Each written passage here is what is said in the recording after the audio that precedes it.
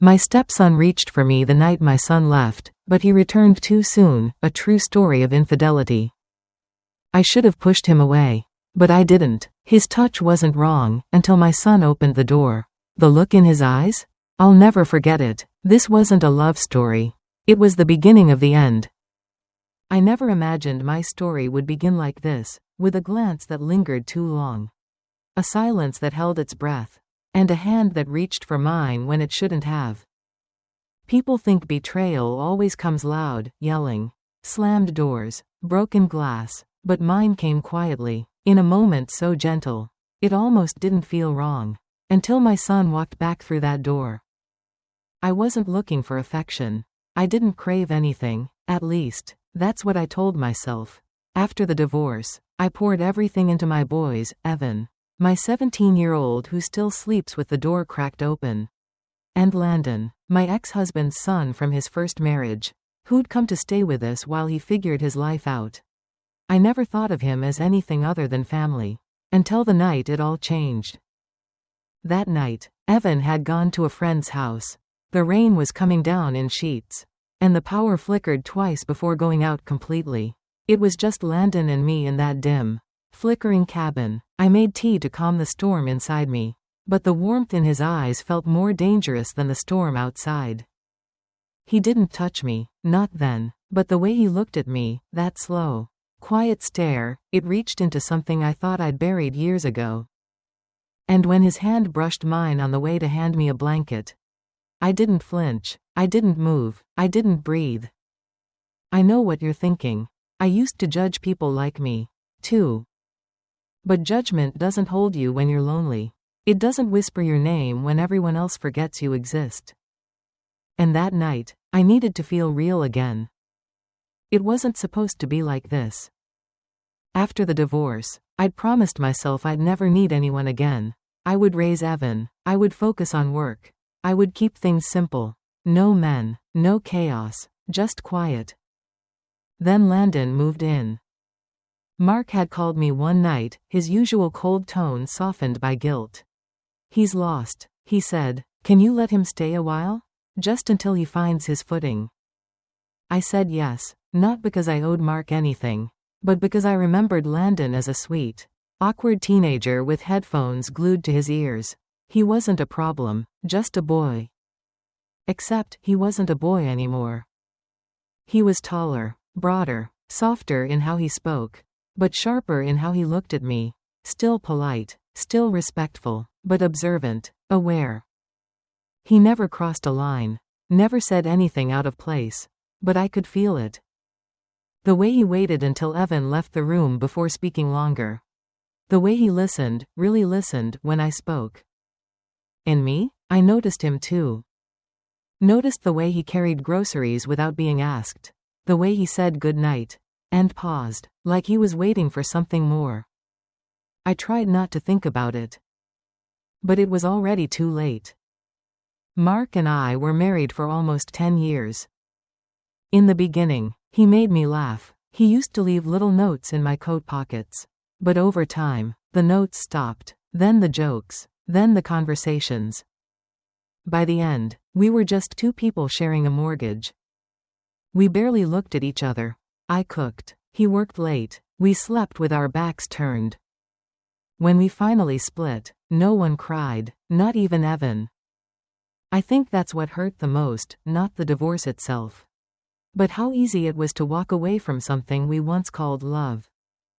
After Mark left, I did everything right. I built structure. I kept Evan's routine stable. I smiled when I needed to. I didn't date. I didn't even look. But loneliness isn't loud. It creeps in slowly, one quiet evening at a time. One missed text. One dinner eaten alone. Landon's presence changed the rhythm of the house. He wasn't Evan's brother, not really, but he blended in like he belonged. He cleaned the kitchen without being asked. He remembered how I liked my coffee. He played old vinyl records on rainy afternoons and left books by the fireplace like someone who felt at home. I told myself he was just kind, thoughtful, gentle. But the way I started waiting to hear his footsteps down the stairs in the morning. The way I brushed my hair before seeing him in the kitchen. No one had made me feel noticed in years. It happened on a Wednesday. Evan had just left for his friend's house, an overnight thing. I was folding laundry when Landon came downstairs, still damp from the shower. His hair a little messy, shirt half tucked, barefoot. I looked up. He looked at me, just a glance, but it lasted too long. He smiled the way people do when they're hiding something. I looked away first.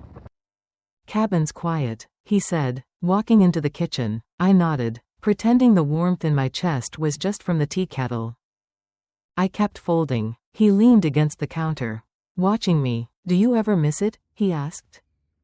"Miss what?" "Noise. Chaos. When Evan was little. When Mark was around." I swallowed. Sometimes, not the chaos, but maybe the being needed. He didn't say anything right away. Then softly, "You still are."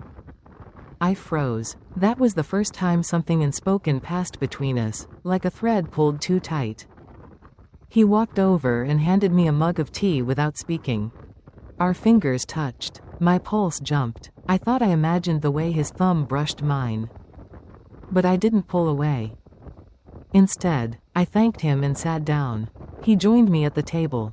No music, no phone, just silence and the steady sound of the rain against the roof. Our knees brushed under the table. Not by accident, not entirely. He didn't move, neither did I. And then he asked, "Are you okay?" I nodded, but I wasn't. Because I felt seen, too seen, and that's what scared me most. The rain didn't stop that night. It came harder, louder, washing out the roads and flickering the power until the cabin dimmed into near darkness. Evan had texted earlier, "Staying another night. Roads are flooding."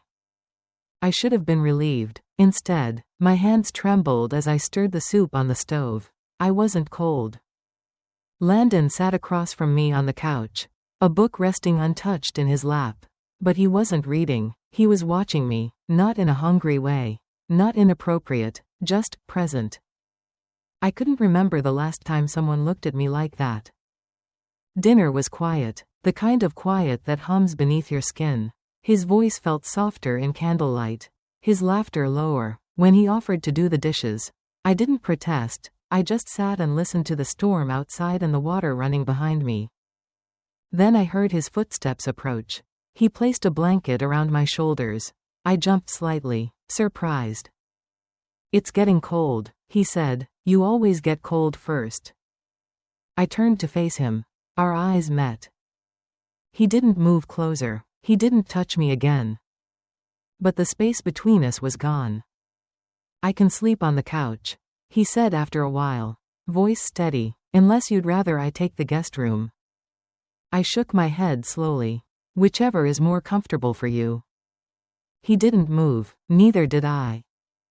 The blanket slipped from my shoulder. His hand reached to adjust it, too gently, too slowly. My breath caught. And for the first time, I didn't stop him. I barely slept that night. I lay in bed with the storm rattling the windows and guilt curling in my chest like smoke. Every time I closed my eyes, I saw his hand reaching for the blanket. I felt the weight of his eyes on me in the dark. Nothing had happened. Not really. But everything had changed. I kept replaying it, how I didn't flinch, how I let the silence stretch too long, how I leaned into it, even if only a little. In the morning, I moved around the kitchen like a ghost. Landon was already awake, making coffee like nothing had shifted. He smiled at me. I smiled back. Pretending was easier than facing whatever we were becoming. I told myself it was just a moment. A slip. A spark ignited by loneliness and candlelight. It didn't mean anything. But when I reached for the coffee pot, and his hand grazed mine again, it did. We didn't speak about it, but the air between us stayed thick. Every shared glance held a question neither of us dared ask. Every movement was cautious, too cautious. Later that afternoon, I found his sweatshirt folded neatly on the arm of the couch. It still smelled like him, clean, warm, familiar, and I hated that it made my chest ache. I stood at the sink, hands buried in soap and water, trying to wash the guilt from my skin, but it clung to me. What kind of woman was I becoming? This wasn't a movie. This wasn't some steamy fantasy. This was real life, real people, real consequences. And worst of all? A part of me didn't feel ashamed. A part of me felt alive, for the first time in years. And that part terrified me the most. It started with music. The power had finally returned, and Landon was scrolling through my old vinyls. He pulled one out, something soft, moody, familiar. You used to play this all the time, he said. I blinked. You remember that? He smiled. You always hummed along during dinner, even when Mark didn't listen. He placed the needle down. The song crackled, then bloomed through the cabin. Low and slow, I sat on the couch, trying not to look too long. He sat beside me, not too close, but not far. We listened. Not to the music, really, to the silence between notes, to the rhythm of two people pretending this was still innocent. Then came the moment. I stood to adjust the curtains. The light from the storm was fading, casting shadows across the room. As I turned, he was there, closer than I expected. Too close. I froze. His hand lifted, not urgent, not forceful, just gentle, careful, like he was asking with touch instead of words. He brushed a strand of hair from my cheek. I should have stepped back. I didn't. I looked up at him, heart pounding in my throat. Vivian, he whispered. My name didn't sound wrong from his lips. That scared me. He leaned in, slow, deliberate, giving me every chance to walk away. But I didn't move. When his lips met mine, it wasn't passionate, it wasn't rushed, it was soft, intentional, and terrifying. I kissed him back. Only for a second, maybe two, but it was enough to shatter everything I'd told myself I'd never do. I pulled away, breath caught, guilt rushing in. I'm sorry, I whispered. But I wasn't, not fully. He didn't chase me, didn't beg, he just looked at me, like he already knew the damage was done. And then, a sound at the door. The knob turned. My blood went cold. The door creaked open before either of us could move. Evan stepped in, dripping wet, hood pulled low, backpack slung over one shoulder. His shoes squeaked against the hardwood as he stepped inside, shaking the rain from his sleeves. I shot up from the couch like it had burned me. Landon was still seated, motionless, his hands clasped tightly between his knees. Evan, I said, forcing calm into my voice. You're early. He glanced at me, eyes unreadable. Roads were starting to clear. Dad said I should come back before dark. I nodded too quickly. Of course, that's smart. He looked between us, me, standing stiffly by the curtain, and Landon, quiet and still. His gaze lingered. Something shifted in his expression, almost too fast to catch. I'll put my stuff upstairs, he muttered, brushing past me. I couldn't breathe until I heard his door close. The silence that followed was heavier than before. I sat down slowly, my body still trembling. Do you think I whispered, staring at nothing. Landon shook his head, but he didn't look sure. I don't know. We didn't speak for the rest of the evening. We didn't sit close. We didn't touch. At dinner, Evan didn't say much. He barely looked at me. And when I reached to pour him more water, he flinched, just slightly, but enough for me to notice. That single gesture cut deeper than any words ever could. Afterward, he disappeared into his room. I stood outside his door for 10 minutes. Hand raised, ready to knock. I never did. That night, I didn't sleep. I lay awake listening to every creak in the cabin, every distant sigh through the walls. My mind played tricks, filling in what Evan might have seen, what he might now believe. The guilt didn't arrive with fury. It settled in quietly, a dull ache that made my skin feel too tight. Landon stayed in the guest room. The hallway between us might as well have been a mile. I wanted to go back. I wanted to undo the moment. But there's no rewinding once a line has been crossed. And I knew. Even if Evan hadn't seen everything. He'd seen enough. The next few days moved like fog. Evan spoke only when necessary. His words were clipped, polite, distant, like I was a stranger renting a room in his home. He didn't ask questions, he didn't confront me, but that made it worse. Because silence from someone you love doesn't feel empty. It feels sharp. He stopped hugging me goodnight. He started closing his door all the way. I wanted to believe it was just teenage moodiness. That maybe I was overthinking. But deep down, I knew better. Landon kept his distance, too. No more quiet coffee chats. No soft smiles. Just space. Careful, awkward, painful space. One morning, I found a note on the kitchen counter in Landon's handwriting. "Thank you for letting me stay. I think it's best if I go figure things out elsewhere." That was it. No goodbye, no knock on the door. Just absence. The cabin felt bigger after he left. Too big, too quiet. I tried to reach out to Evan, to talk, to explain, even though I didn't know what I'd say. But he wasn't ready. Maybe he never would be. And me? I moved through the days like someone trying to hold a fragile plate steady, knowing one wrong move would shatter everything. I wasn't the villain in a soap opera. I wasn't seducing anyone or chasing youth. I was just tired of being invisible, tired of feeling like a chore in someone else's life. But what I didn't realize was that in chasing what made me feel seen, I'd made someone else feel small, betrayed, forgotten.